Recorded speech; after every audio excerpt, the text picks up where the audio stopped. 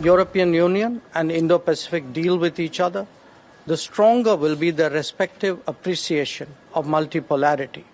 There may be historical and cultural divergences, but at the end of the day, we are political democracies, market economies, and pluralistic societies.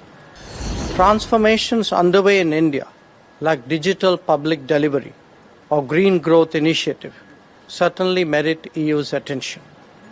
India is also rapidly expanding its global footprint and will intersect with that of the EU more in the coming years. Pakistan की जो जितने regional and global forums हैं, जहाँ जहाँ पे हम देखते हैं कि मल्टीलैटरल प्रेजेंस जो है वो बढ़ रही है, पाकिस्तान की एब्सेंस है या पाकिस्तान वहाँ जाने से हिचकिचाता है, शर्माता है। अभी ये एक EU इंडो पैसिफिक फोरम हुआ है स्टॉकहोम स्वीडन में, जो कि लास्ट ईयर बेसिकली एक पेरिस इंडो पैसिफिक फोरम हुआ था, उसी को लेकर के बेसिकली चले हैं। उसमें हिना रबानी खर साहबा जो हैं उन्होंने पाकिस्तान की नुमाइंदगी की है और जो बिलावल भुट्टो जरदारी वहाँ नहीं गए। ये जो पिक्चर में देख रहे हैं, आप देख रहे हैं ना, ये स्वीडन 2023, ये सारा ये Swedish presidency of the council of the European union. इसमें आप देखेंगे कि जयशंकर पहली लाइन में खड़े हुए इंडोनेशियन फॉरेन मिनिस्टर के साथ और आई थिंक ये जो साथ हैं इधर इज अ किंग और फॉरेन मिनिस्टर ऑफ स्वीडन, तो और हिना रबानी खर साहबा पीछे खड़ी हुई हैं। और उसके बाद दूसरा स्टेप वो जा रहे हैं, वो फैटअप के पास जा रहे हैं। अब IMF को आपको लोन नहीं देगा, जो आपके हालात, फैटअप आपको फिर ग्रे लिस्ट में ले जाए। What is your future? कहां जाएंगे? चाइना आपको कितना अरसा पैसे दे? इस वक्त सिर्फ आपके पास चाइना का एक दरवाजा है, लेकिन वो भी उनका वजीर खारजा अगले दिन आया बेजार, वो बेजार होके गया। जय हिंद दोस्तों, पाकिस्तान ब्रेकिंग न्यूज चैनल में आप सभी का हार्दिक स्वागत। भारत के foreign minister doctor S Jaishankar ji ने EU इंडो पैसिफिक फोरम में जाकर भारत की बात पूरी दमदार तरीके से रखी और कहा कि आज भारत दुनिया का सबसे बड़ा प्लेयर है और कोई भी भारत को नेग्लेक्ट नहीं कर सकता। इसलिए आप देख सकते हैं कि EU भी अब भारत के साथ अच्छे संबंध चाहता है और भारत से बड़े पैमाने पर ट्रेड करना चाहता है। वहीं पर भारत भी EU का सबसे बड़ा ऑयल एक्सपोर्टर है, जहां पर उसने सऊदी अरेबिया को पीछे छोड़ा और खुद नंबर 1 सप्लायर बन गया ऑयल के लिए यूरोपियन यूनियन में। वहीं पर डॉक्टर एस जयशंकर जी ने चाइना को भी आड़े हाथे लेते हुए कहा कि जो मानसिकता चाइना पूरी दुनिया के साथ कर रहा है उसको सभी को मिलकर रोकना होगा, नहीं तो पूरी दुनिया को चाइना डेट ट्रैप में फंसा देगा और जो चाहिए वो इस कंट्री के साथ वो कर पाएगा। वहीं पर पाकिस्तान के फॉरेन मिनिस्टर बिलावल भुट्टो ने इस फोरम में जाने से किनारा कर दिया और उनकी डेप्यूटी हिना रब्बानी खान इस फोरम में पहुंची। ऐसा लग रहा था कि बिलावल भुट्टो जो कि भारत में आए और एस जयशंकर जी से लड़कर गए, वो फिर से EU फोरम पर खुद को बेइज्जत नहीं करना चाहते थे, इसलिए उन्होंने अपने डिप्यूटी हिना रब्बानी खर को भेजा, जहां पर भारत की बात आज हर एक मल्टीलैटरल फोरम में सुनी जाती है। और आप भारत को देख सकते हो कि सभी बड़े मल्टीलैटरल फोरम में वो अपनी बात बड़े दमदार तरीके से रखता है। ऐसे ही वीडियो को अंतिम तक देखते रहिए, लाइक कीजिए, शेयर कीजिए और सब्सक्राइब कीजिए हमारे चैनल को और बेल आइकन दबाना बिल्कुल भी ना भूले और आपकी जो भी राय हो उसे कमेंट बॉक्स में ज़रूर दें। धन्यवाद। ये एक EU इंडो पैसिफिक फोरम हुआ है स्टॉकहोम स्वीडन में, जो कि लास्ट ईयर बेसिकली एक पेरिस इंडो पैसिफिक फोरम हुआ था, उसी को लेकर के बेसिकली चले हैं। उसमें हिना रबानी खर साहबा जो हैं उन्होंने पाकिस्तान की नुमाइंदगी की है और जो बिलावल भुट्टो जरदारी वहाँ नहीं गए।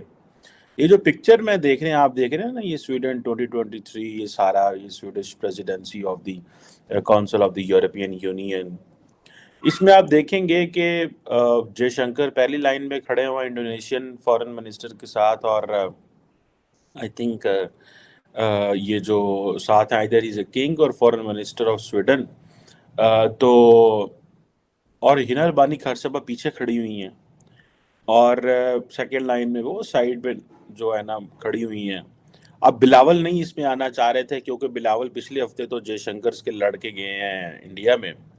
तो उन्होंने कहा ये कैसे हो सकता है कि इंडिया की डोमिनेंस होगी वहाँ पे, इंडिया की जो है वो इन्फ्लुएंस होगा, और हम तीसरी लाइन पे पीछे खड़े होंगे। ये है वो चीज़ जिसको बिलावल अवॉइड करना चाह रहे थे।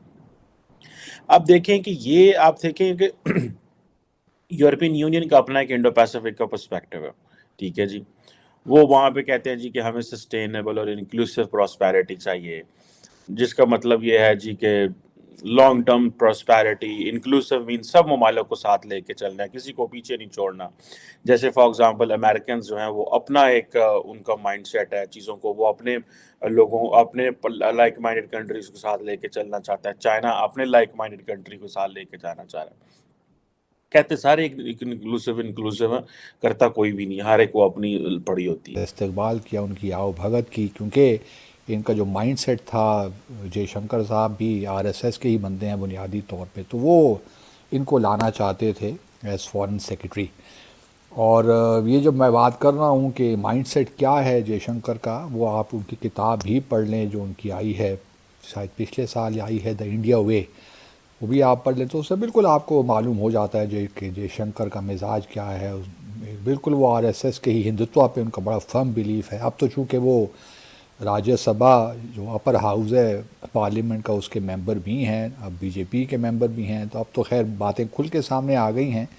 लेकिन ज़हनी एतबार से और अपने जो ख़यालात हैं, नज़रियात के एतबार से उनका जो है वो आरएसएस के ही और हिंदुत्व के ही वोटरी आप कह सकते हैं, जिसको चाइना ने वीटो किया। और उसके बाद दूसरा स्टेप वो जा रहे हैं, वो फेटअप के पास जा रहे हैं। अब आईएमएफ को आपको लोन नहीं देगा जो आपके हालात हैं, फेटअप आपको फिर ग्रे लिस्ट में ले जाए। What is your future? कहां जाएंगे? चाइना आपको कितना अर्सा पैसे देगा? इस वक्त सिर्फ आपके पास चाइना का एक दरवाजा है, लेकिन वो भी उनका वजीर खारजा अगले दिन आया बेजार, वो बेजार होके गया यहाँ से।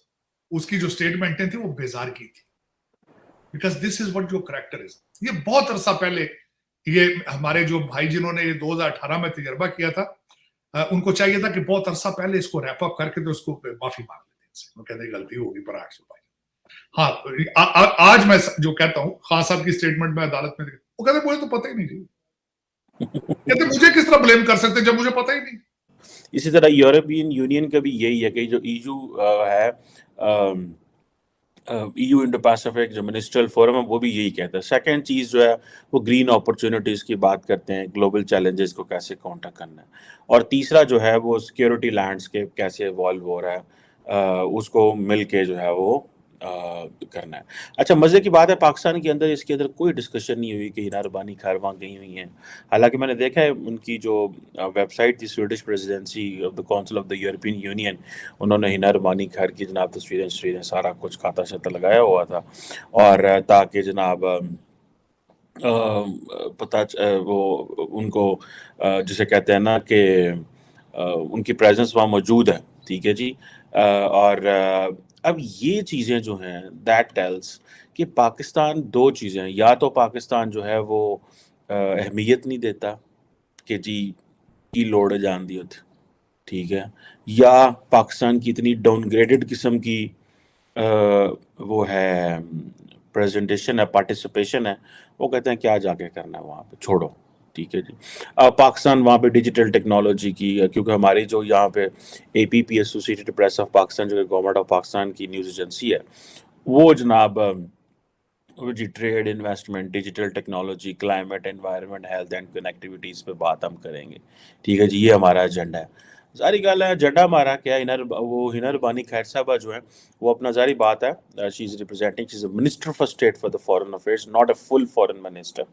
तो जारी बात है वो सेकंड लाइन में बैठी हुई हैं, वो उनको डॉक्टर जयशंकर जो है वो होस्ट के साथ खड़ा हुआ, बिकॉज इंडिया जो है वो डोमिनेट करता है इस खित्ते में इस सारे फोरम को।